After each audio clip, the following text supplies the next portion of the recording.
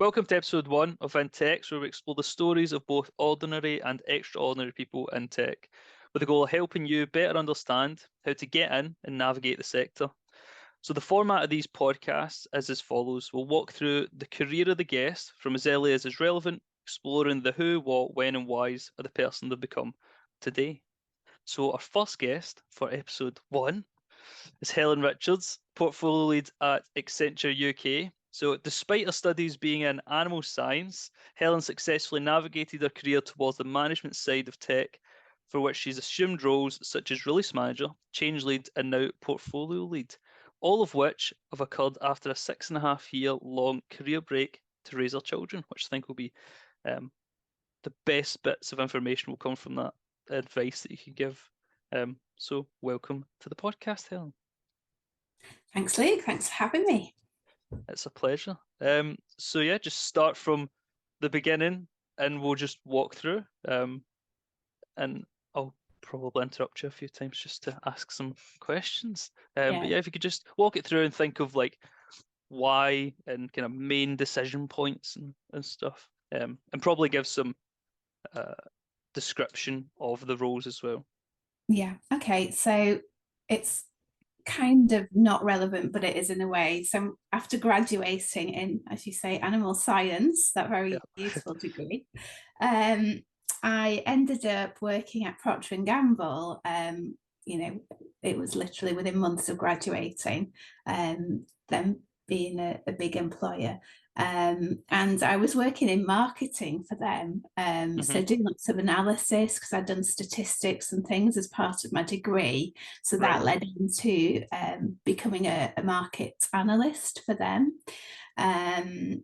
So although sort of quite technical in terms of using Excel and lots of data sets and things like that, not necessarily tech based, but then my role was moved down to the south of England, so I had to find something else, and I ended up working in SAP, which is a little bit of a change of pace.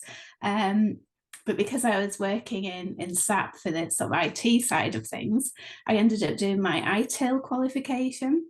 All right. So that's like my first steps into IT-based roles, essentially. Could you briefly describe what ITIL is? A standardized framework, basically, for IT. So it covers everything from planning, delivery, project management. So it encompasses things like change and release management, things like incident management as well are all included. So it's just how a company would run its IT business, essentially, in a standard framework. Did that move your kind of trajectory in your career? Admittedly, that was only a sort of I was seconded essentially to that project. So I then ended up leaving the company and went to well, I did have a very short career break, actually. That's what happened. So I went traveling for 6 months. All right, nice. So I actually lived out in the United Arab Emirates for 6 months. And did lots of traveling around there. What took you out there? I knew someone that lived there and initially went on holiday, and then ended up working in a school. So I was sort of working in an English-speaking primary school out there for 6 months, which was a great experience. Yeah, and doing it before it was a big thing to do, like today. Yeah, everyone Dubai, you know now is doing it. Dubai was expanding at that time, because we're talking sort of 2000. So yeah, it was expanding at that time, but not like the big tourist flashy destination that it is today. So yeah, very, very much still a growing place to go, although there was, some of the very impressive buildings. It wasn't, the Dubai. Yeah, nothing like it is today. Yeah. So I did that, and then when I came back, obviously I was sort of back looking for jobs again, and ended up working at Avery Dennison. So they are a label supplier, so they make self-adhesive materials. So yeah, not really technical in that sense.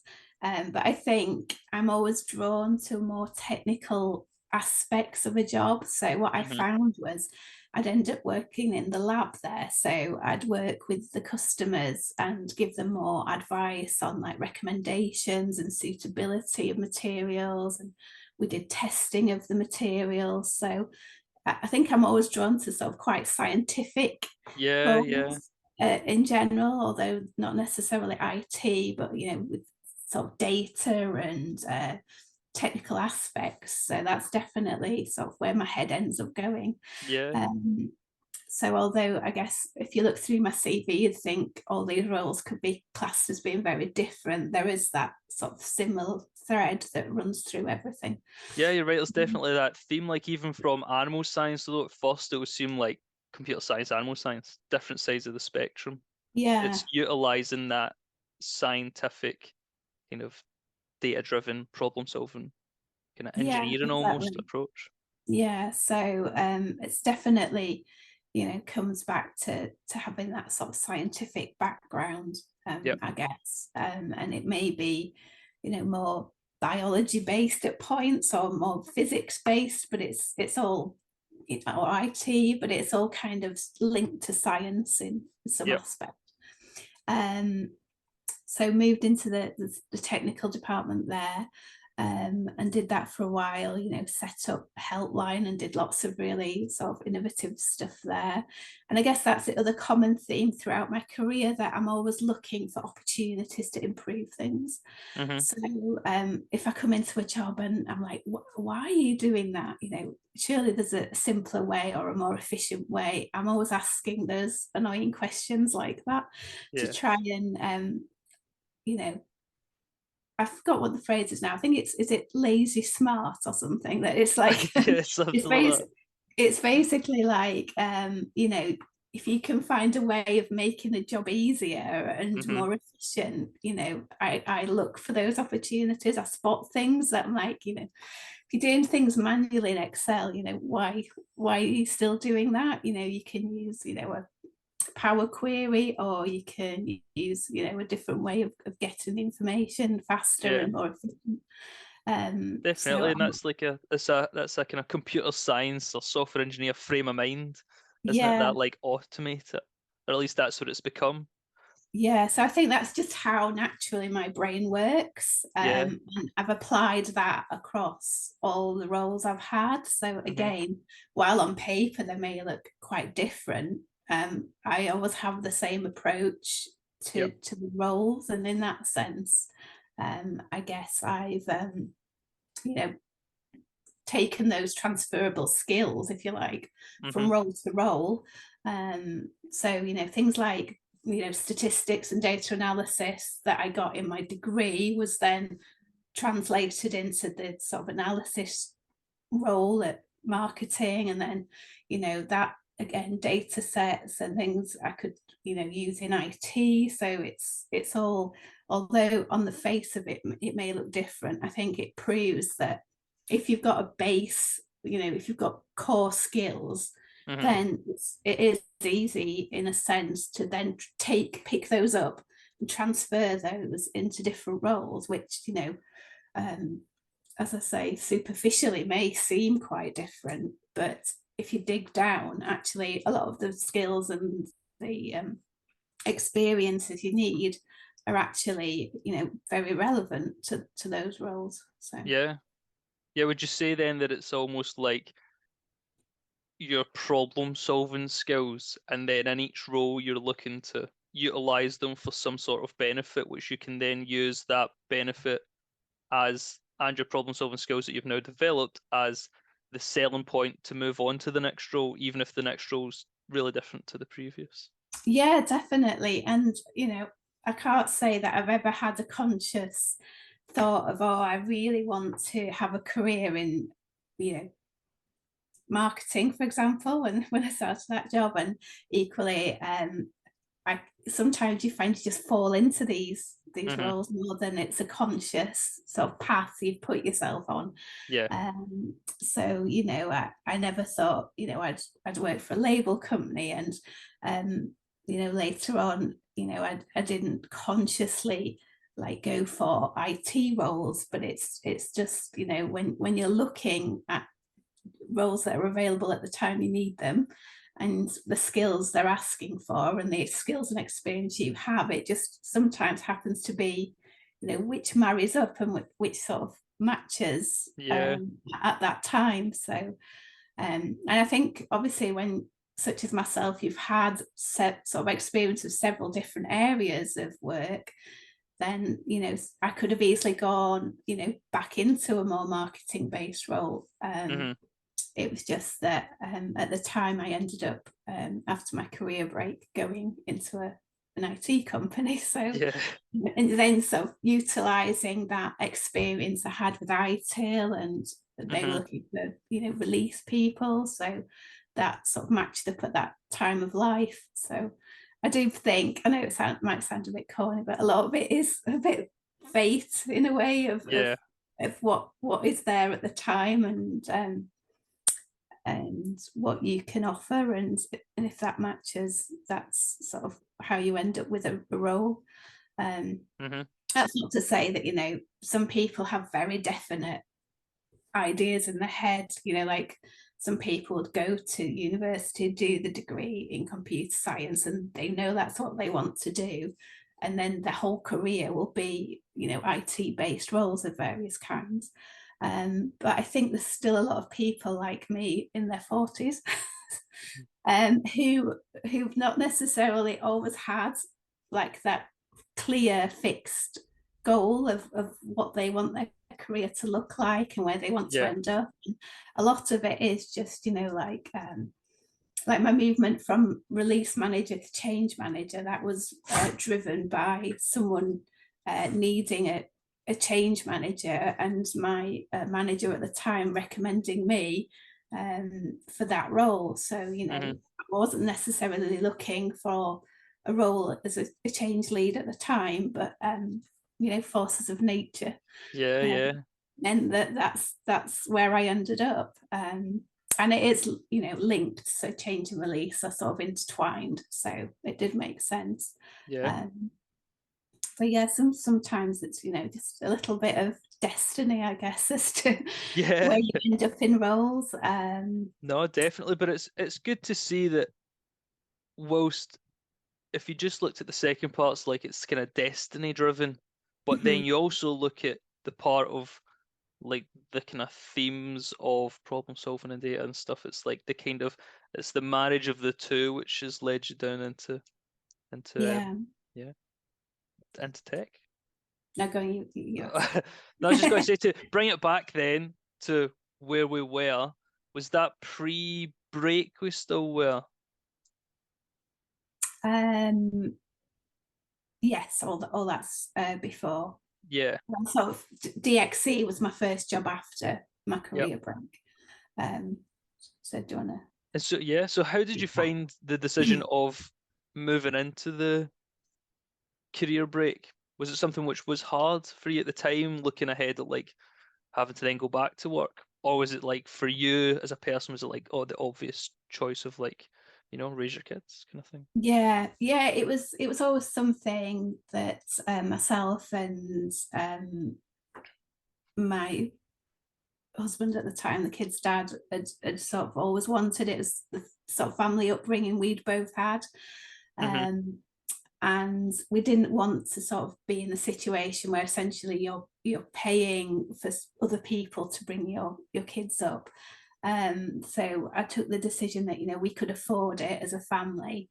So we both made the decision that especially while the children were little, then it was best if I took that time out of my career to bring them up.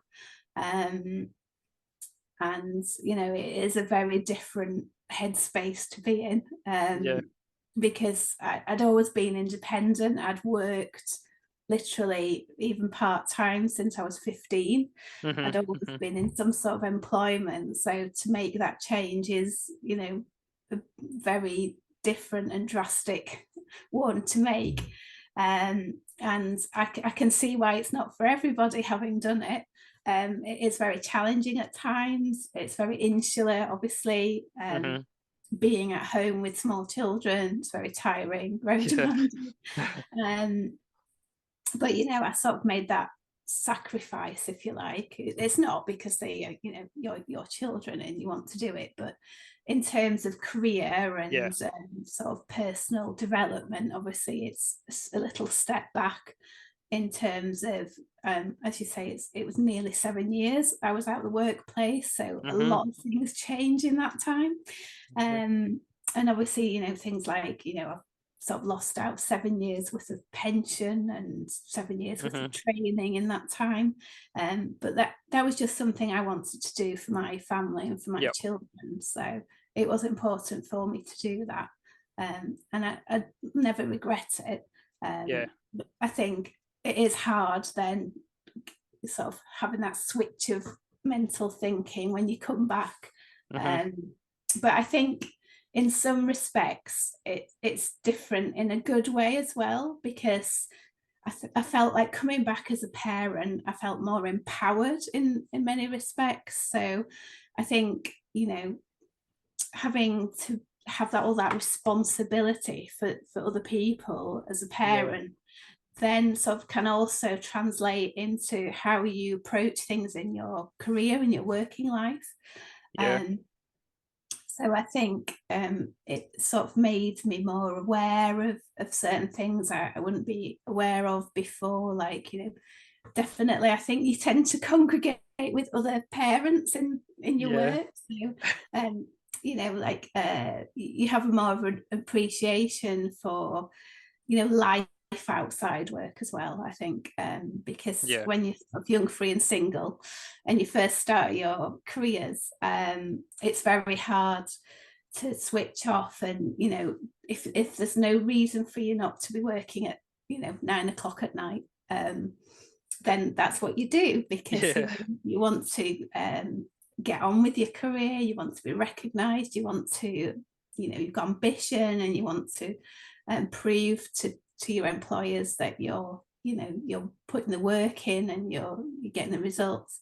But I think as a parent, a lot of that just essentially gets taken out of the equation. I can't stay working till 8 o'clock at night because I had to get back and pick them up from a childminder.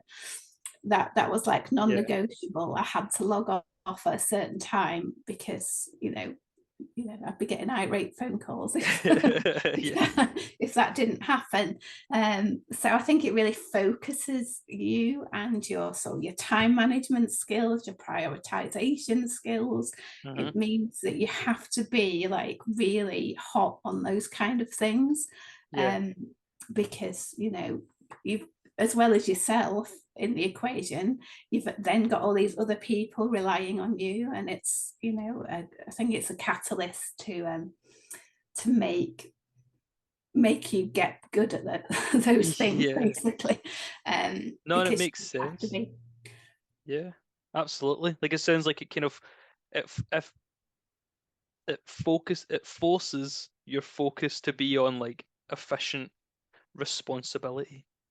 Yes, definitely. Yeah. And then obviously because your working day is so final and so fixed, I guess, it maybe changes slightly the way you approach things and the way you approach your priorities. And it does definitely make it very conscious about what you're doing and why you're doing it and how long it's taking.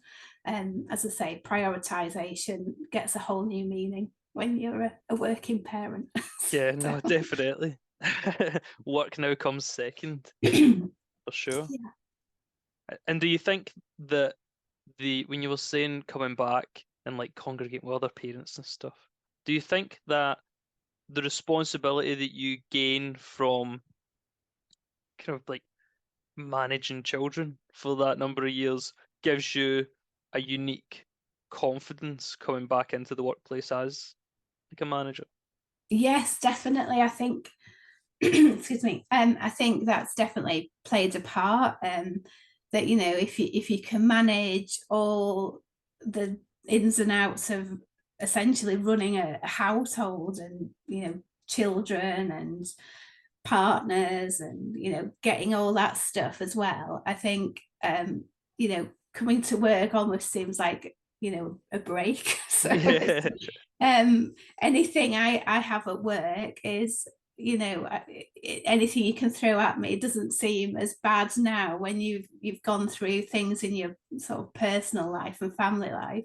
Yep. I think that work, doesn't seem as daunting so after the career break and I came back, things that may have scared me a little bit, I guess, Mhm. before, it no longer has that same sort of hold over me that, I may have been scared to try things or scared to go for promotions in some respects. Mhm. But as you say, when you've sort of gone through being a parent and things, I think it gives you a whole new perspective in life. And again, that translates into sort of a higher confidence in your working life as well. Because I thought that would be probably one of the major things with it. Because you even notice it with people when they have something just affect their personal life, which will kind of be like a negative, quote unquote, negative event.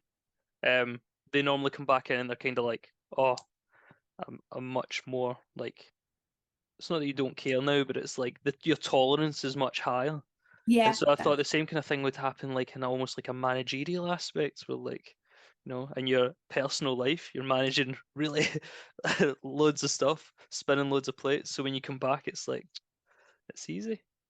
yeah. And I think especially when you're younger and you have, less responsibilities, I think your career is like everything to you. Your career Hmm. is your main focus. And so you put all that time and effort and stress, and it's such a big important thing to you. And it's not to say that it's not later in life, but I think that your career is just, it becomes just one element rather than it being sort of the main elements, if that makes Yeah. sense. um so, and when you've had things happen in life and, you think actually it is, I hate to say it, but it is just a job. Very many other jobs you could do in the world, but you only have the one family. Yeah. Especially when your children are little, you only have that one opportunity to see them growing up and to see them developing and have that input into them when they Hmm. are so young. So it's definitely a switch in mentally and how your priorities are sort of set out, I guess. Um, Yep. and so, yeah, I think that, I think it may be easier to take bigger risks at work because things that you may have shied away from, like when young and you may be less experienced, you're like, do you know what? I'm just going to go for it Yeah. because you have that not cavalier attitude. That would be wrong, but you have that, as you say, you're more confident, and sometimes you think, what's the worst that can happen, and it sort of gives you that sense of freedom that you can go for things and you can try things, and Hmm. it's not going to end terribly if it doesn't work for whatever reason. That's fine, but you can move on from that and learn from it. And I think as you get older, you accept that making mistakes is fine. Yeah. It's okay if you make mistakes. It's okay if you move into a role and then it's not for you. Hmm. Sometimes you just have to try these things to know. And I think sometimes when you're starting your career, you might be too like afraid to do that, and Hmm. you're so focused on, oh, I don't want to move if it's wrong, or I don't like it. But I think as you get older and more experienced, you think, well, I'll give it a go and see Yeah. what happens. Exactly. Yeah, because I think would I be correct in saying it's not so much that your risk tolerance increases because obviously you have more responsibility, but it's more so that you see things as just generally less risky because you can kind of see them more for what they actually are as opposed to what you used to think they were. Yeah, definitely. I think my whole perspective around, the importance and, as you say, the riskiness of certain things has just changed. So after my career break, things I would have never dared do. Hmm. I think, you just have it, yeah, as you say, a new tolerance to things, and you can just approach things um, in a different mindset, I guess, to how you would have done prior to having that break and having children and a family. And Yeah, yeah, it just sort of changes the way you think about things in general. I'm getting a thing that's saying I have to upgrade my Zoom Oh, to continue recording. We're back. Even like, I think it is brilliant advice because I know that people do uh, need to hear it. I think there's more we can touch on in a moment, just about like coming back to work. But even just as a personal example, for instance, my partner's sister-in-law, she's pregnant, and it's that same kind of thing. They're like, "Oh, should we?" Because of like childcare prices and stuff nowadays as well. That they come across those crossroads of like, is it worth it? Is it not? And I think to hear someone who's actually went through it and then come back is invaluable. And that's I was going to ask, when you then come back with this new perspective, did you find that it was really difficult to find a role? Where you kind of felt as if you were treated any differently because of your career break or things like that? How did you find it generally? yeah. So for me, I was very lucky. From the minute I decided I was going to start applying for jobs, um, I literally applied for my first role on the Sunday, had an interview on the Friday, so the same week, and was offered the role. And I'm not saying it's going to be that easy for Yeah, that's everyone brilliant. turning, um, but I think a lot of companies do value the fact that, if you're coming back and you have a family, you really want the job. You're not just, speculatively applying for a job, Hmm. just to see what happens. I think, if you're making such a commitment to, obviously you've got things to arrange, like you'd have to find childcare, and, there's so many sort of things you have to juggle when you sort of have a family, and then have a job after not having that. I mean, when you're in a job, it's easy to move to a different role, Hmm. but when you've had a break like that and you're having fundamental change in sort of the way your days look, and your weeks, and sort of the dynamics within your family, that's like quite a commitment, I think. So I think employers looking at that will think this person's serious about this job.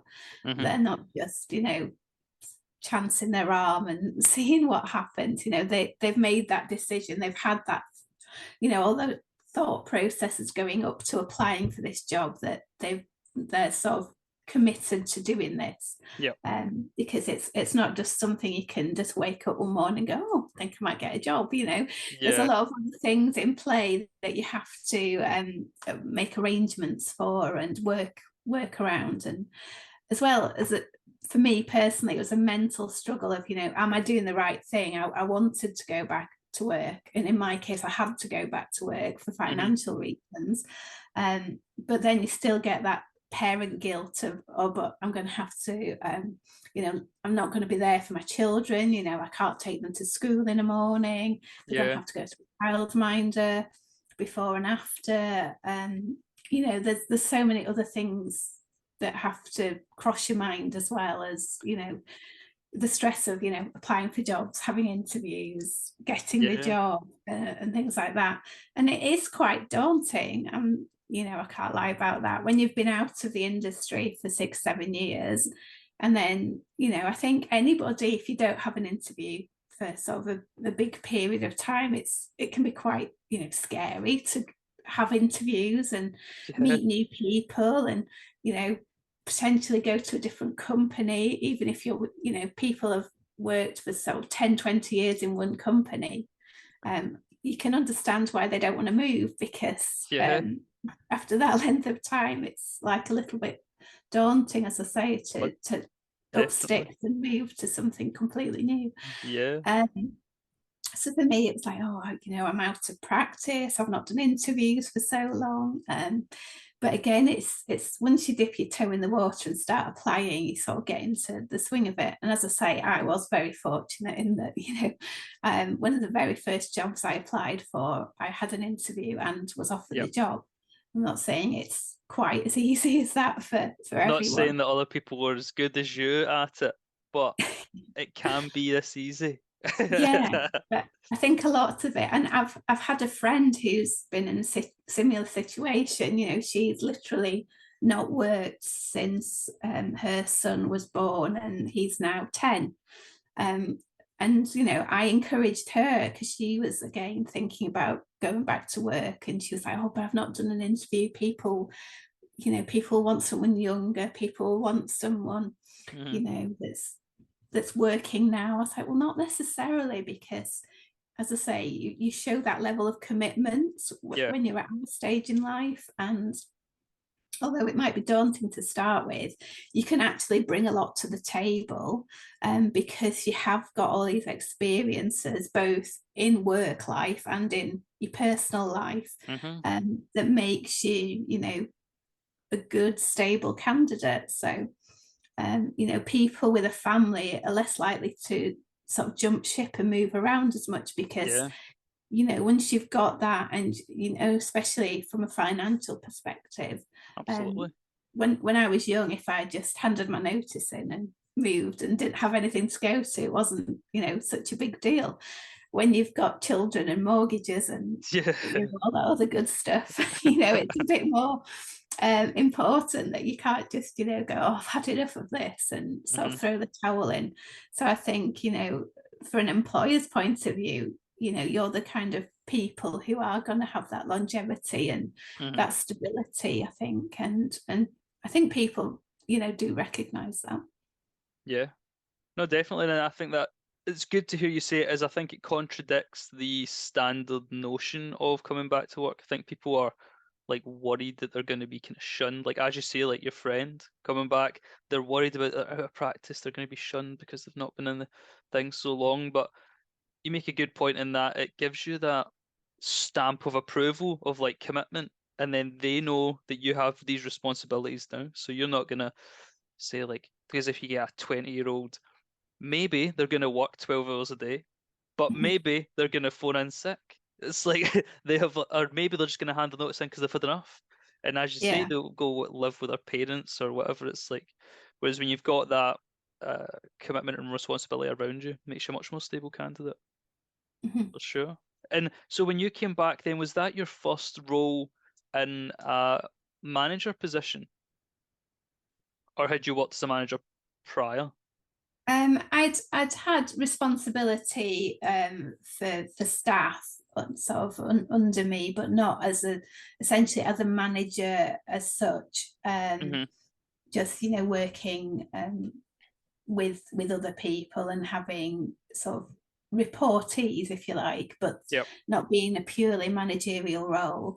So I think it was, and even when I came back, I was just, when I was a release manager, I was just in a sort of team of 6 of us. There Hmm. was at the time. But then as time progressed, I sort of took the opportunity when it arose that when the team leader was out, I would sort of automatically just sort of step into that sort of leadership role. Hmm. So I found that quite a natural progression. Um, I think it's because a lot of the team were maybe younger than me as well. Yeah. That was again quite a natural thing to do, to take on that extra responsibility. And it comes back to the whole thing of, I don't shy away from that. And I Hmm. think I never have, I guess. I've always, not been afraid to stick my head above the parapet, so to speak, and put my hand up and volunteer for things. But again, I think going back to the parent role, that sort of when you're used to taking charge of situations, you know, in a family environment, it's then that sort of spills over into, you know, you're not afraid to take charge of things in a work environment. Yep. And make decisions and you know, do things, because you're doing that constantly all through your life. Yeah. It becomes more natural that, you know, you're not maybe as sort of indecisive, I guess, about things, even at work, than you may have been. You know, I'm too scared if I make the wrong decision, or if I upset someone, or if I do this wrong. I think because constantly as a parent, every day, even if it's subconsciously, you're making decisions and you're choosing things and deciding things. I think that again becomes easier in a work setting as well. Yeah, because it kind of evolves you as a person wholly. So it's Yes. not just like you get better at making decisions within this confines. It's like you just generally as a person develop. Yeah, and again, it's more confident and being more confident in yourself, that, you know, it's just sort of putting yourself forward and putting yourself out there, I guess, Yeah. which then leads into more managerial type roles, which is sort of the path I've ended up taking. Yeah. And so then, release manager, what was I imagine your ITIL came in handy then, but what was Yeah. the kind of the role itself? What did it encompass? So release management. So it was basically, it's essentially project managing, I guess. So it could be anything from, you know, the one icons putting on people's desktops to we're releasing a new version of software. You know, it can cover a lot of different things. But it's basically, you know, seeing that from start to finish. So you get everything from the triage, so the request will come in for whatever they're wanting. So it would then go to a packaging department who would package up the software. Then it would go to, you know, they have cabs, so change advisory boards. So, you know, if you've got a massive estate of IT, you know, you need to know that things aren't going to conflict with each other. So you have to have everything scheduled. You'll have to, you know, do a trial, and make sure it's not going to affect anything else. Yeah. For example, on the software side of things, so you do sort of user testing and things like that before the actual sort of big rollout. And again, you know, at each point you have checks to make sure that everything's working as it's expected. So I guess as release management, you are sort of overseeing all that process. So it's linking in with the technical side of people, so like the engineers who are sort of developing or packaging the software. It's also linking in with your customer, so, you know, getting their requirements and dealing with them. You know, even things like getting people to come in on a Saturday and test it, for example, is sort of quite a common thing. And just sort of working with them. So it is very much like mini projects, if you like, each release cycle, like a little project within itself. Yeah. And then for that each release, you see that from kind of the conception of this is what we want to do right through to its release. Yes, So it's like definitely. a So full like project life cycle for every release. yes, And would you be basically. managing multiple ones at once? Yes, so all different stages. So everything from initial requests through to, you know, the user acceptance testing after it's been rolled out, and having things signed off. Because obviously a lot of it is excuse me, documenting it. So you've got that, you know, visibility through the process of that everything's gone through, as you say, it follows the ITIL framework, so everything's gone through the correct procedure. So that it's very process driven role, Yeah, with, that's you know, big sort of hints of project management thrown in there. So although it's tech and technology and ITIL, it's also very project management based, and lots of the skills from that.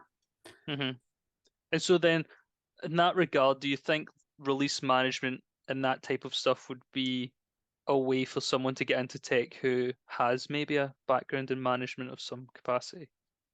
Yes, definitely. I think if you've got any elements or any experience of sort of project management, for example, or even if that is something you're looking to get into Hmm. longer term, because I know project management's sort of a big area that people are very interested in. Yep. I think release management does cover all those elements. So you could go a number of ways. You could go, okay, I really like sort of the ITIL technology based stuff, and then you could find yourself going more down that route and like looking at change or release or incident management, like doing the IT service management side of things. Or you could use it as a springboard to say, look, I've learned all these skills of release management, which is effectively project managing little Hmm. projects. Yep. So I can take that and use those into a bigger project scale.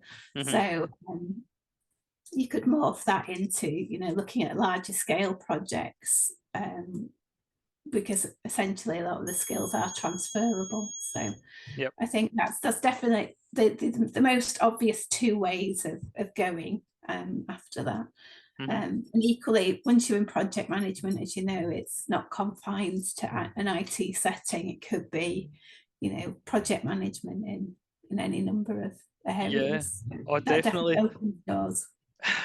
Oh, definitely, because that's something I had noticed, which was strange, was um, when you hear people talk about they work in tech, you always imagine like software engineer or something, or like something hood up in a dark room somewhere.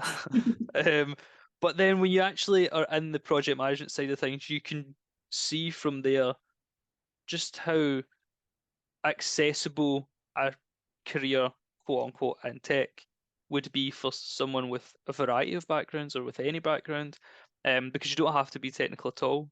You can be as technical as you want to be, um, and still be in tech in some capacity. So people who I think are worried that they're missing out on this big movement into tech, it's like as long as you're working within business or management or product in some capacity, you'll have those skills to move into tech. Yeah, I think so. And I think companies recognize that, there is this transferability of skills. So Hmm. if you've been a project manager, in FMCG and, you're in that area, essentially project management skills are the same in IT.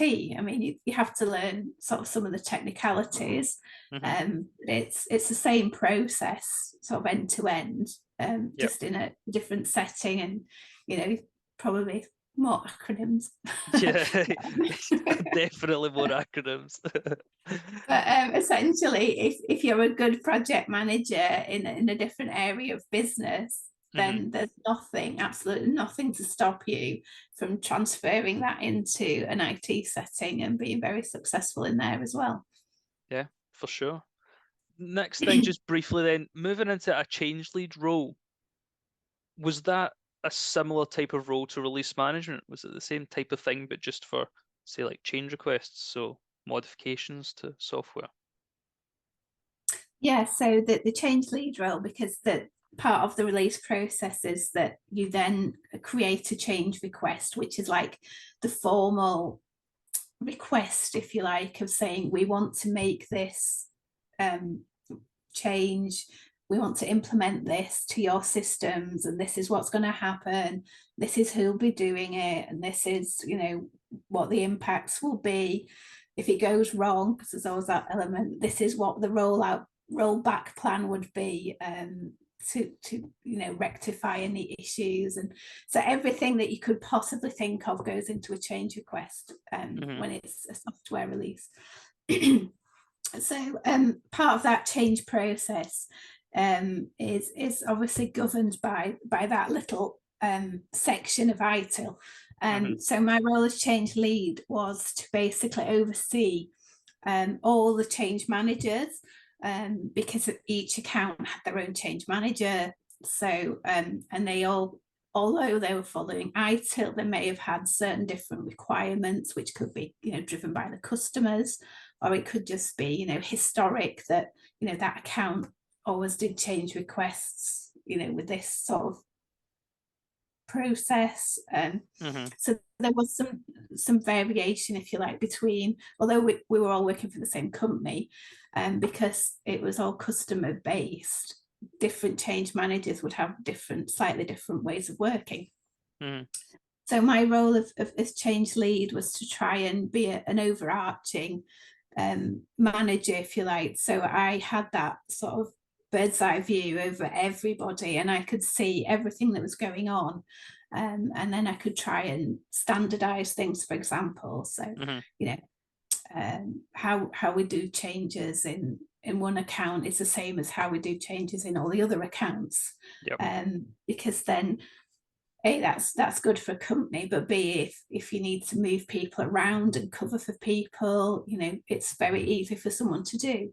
If it's a very specific way of working, account to account, it then makes it very hard for a change manager who doesn't know that account intimately to figure out what's going on. Because even though you're all following ITIL, you can sort of, there is room for movement within that framework. So although it's following the basic steps, there can be sort of discrepancies between accounts. So there's lots of standardization, and then just sort of seeing how the company as a whole was performing. So obviously when you can compare, account to account, you can say, okay, this one does really well. They have like really high percentage of completed changes, they're successful, nothing goes wrong. Whereas this one, for example, they have slightly lower.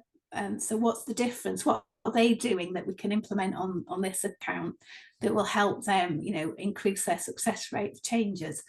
And equally, there's things like standard change. So they're like the repetitive, low risk, if you like, changes.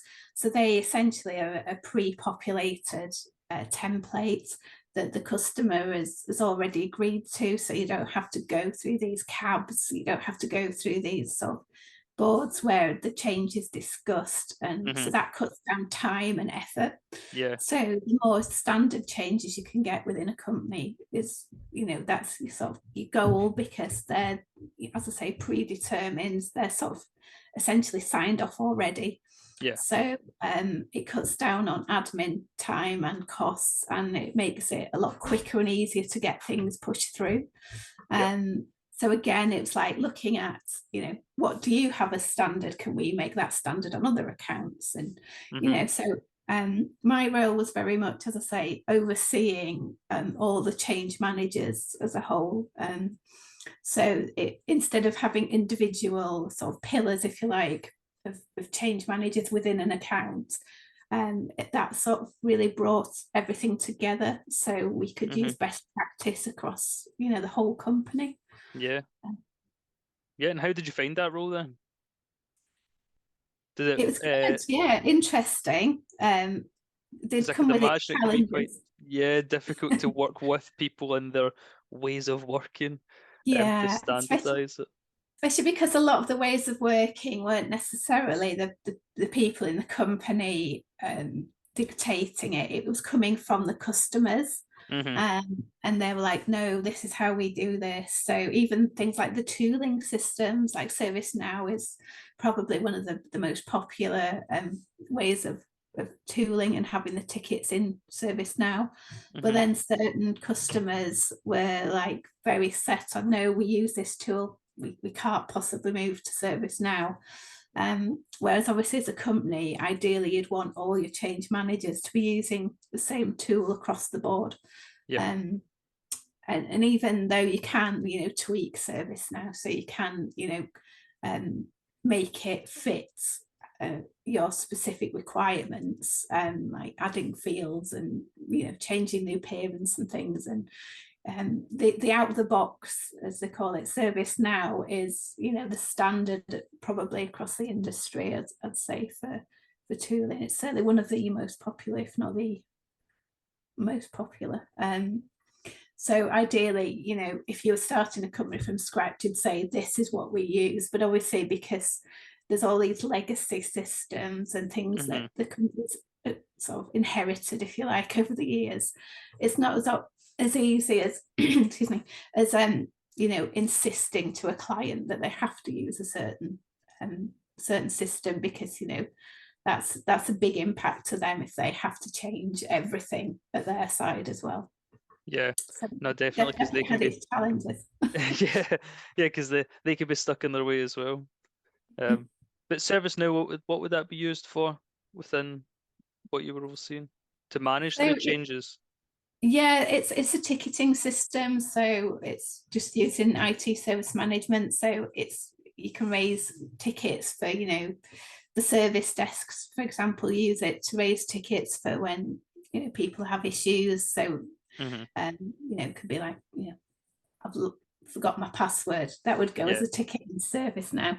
Or it can be looking at all the changes that have gone on, and every single change request will have like a ticket or a written, as they're called, requested item. So that would all go into service now.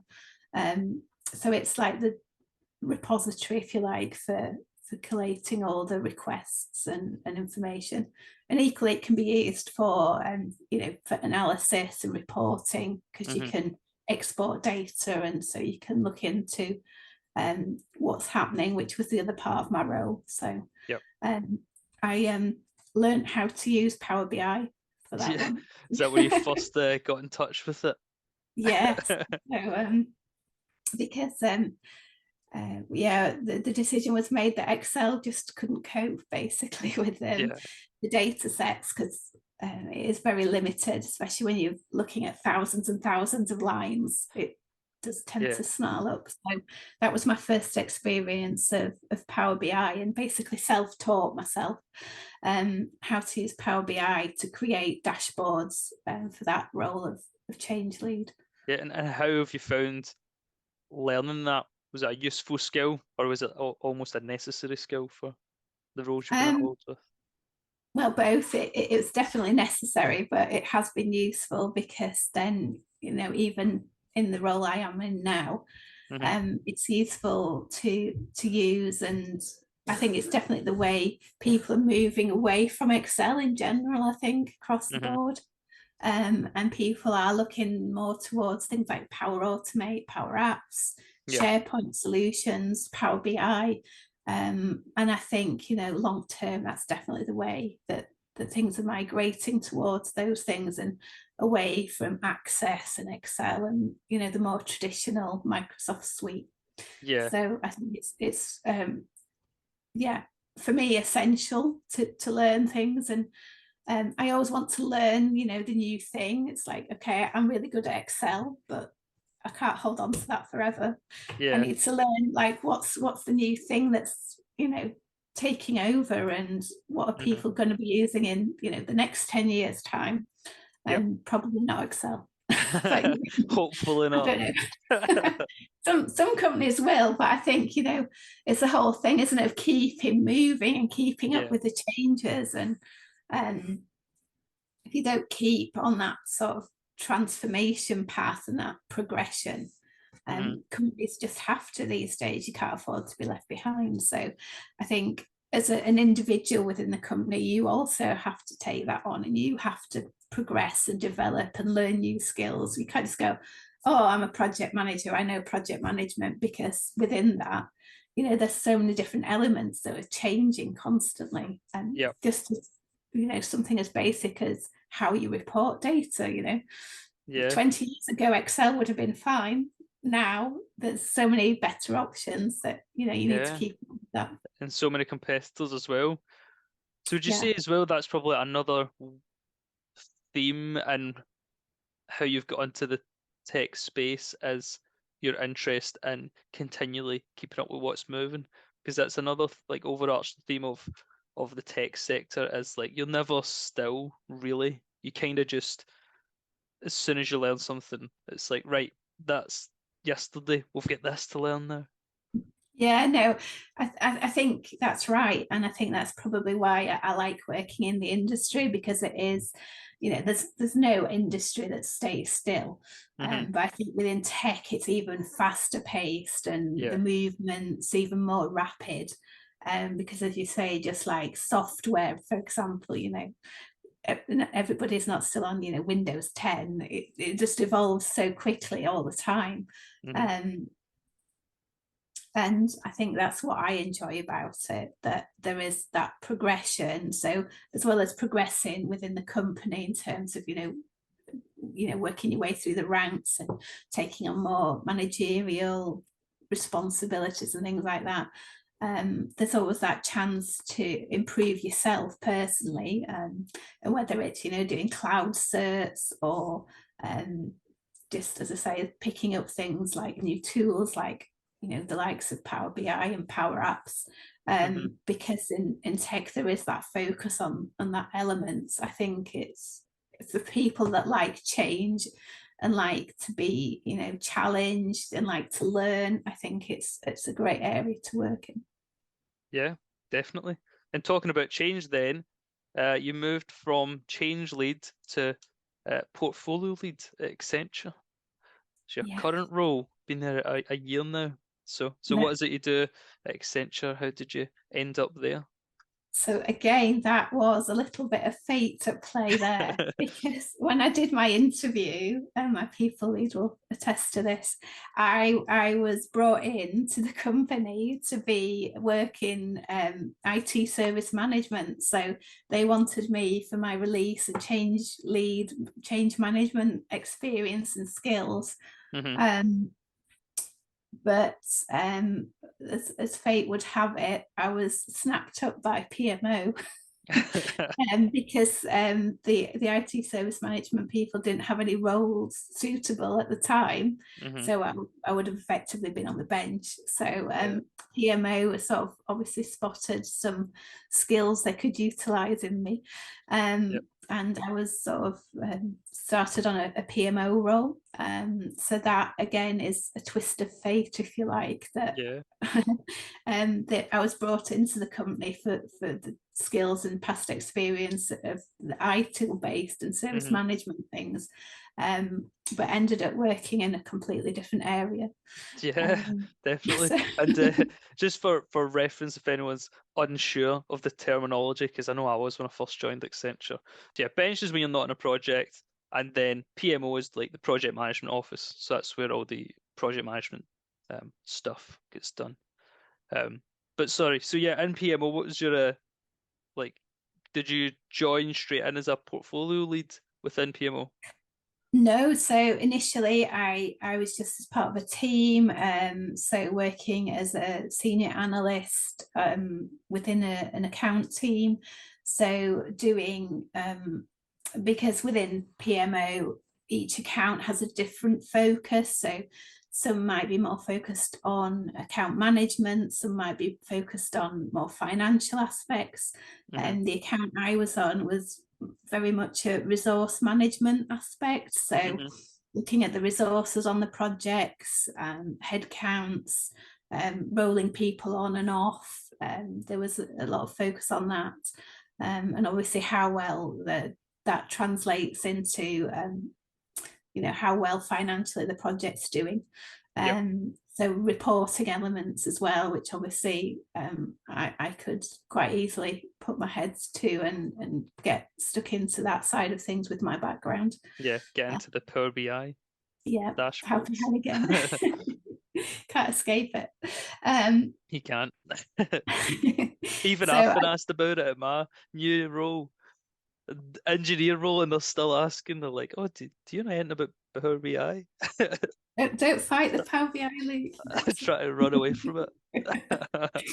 It'll catch you eventually. Oh, well. Um, so yeah, I was sort of very much hands-on in that role. Hmm. And then the opportunity came later in the year that I'd shown the skills I had and my abilities, I guess, and again, like in release management, I'd sort of naturally gravitated to maybe taking a leader role and sort of taking those responsibilities on. So when the opportunity came that there was a portfolio lead for, as well as my area on the account that I've been working on specifically, there was other areas as well. So the portfolio lead role sits over that basically and oversees all the different areas within that portfolio. So again, it's more of a hands-off role.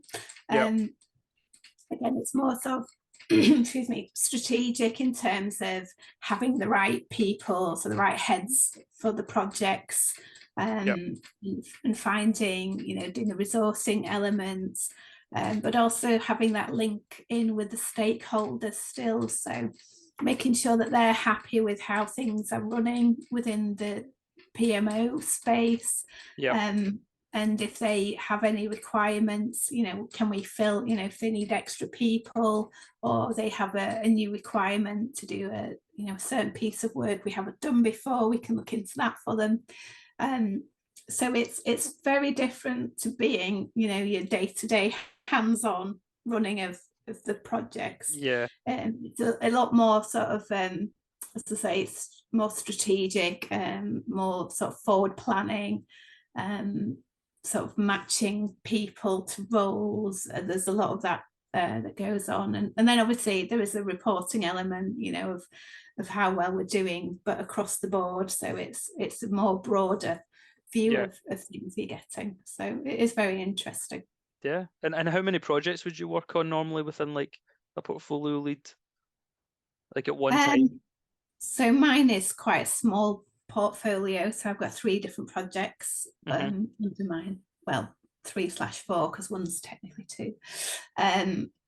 But you know, some of the large portfolios can obviously have, you know, really big, if they've got a client with lots of projects, then you can you know, end up with, you know, I don't know the biggest one, but yeah, you can have like multiple projects on the go at the same time. So it does get quite complex on the larger portfolios.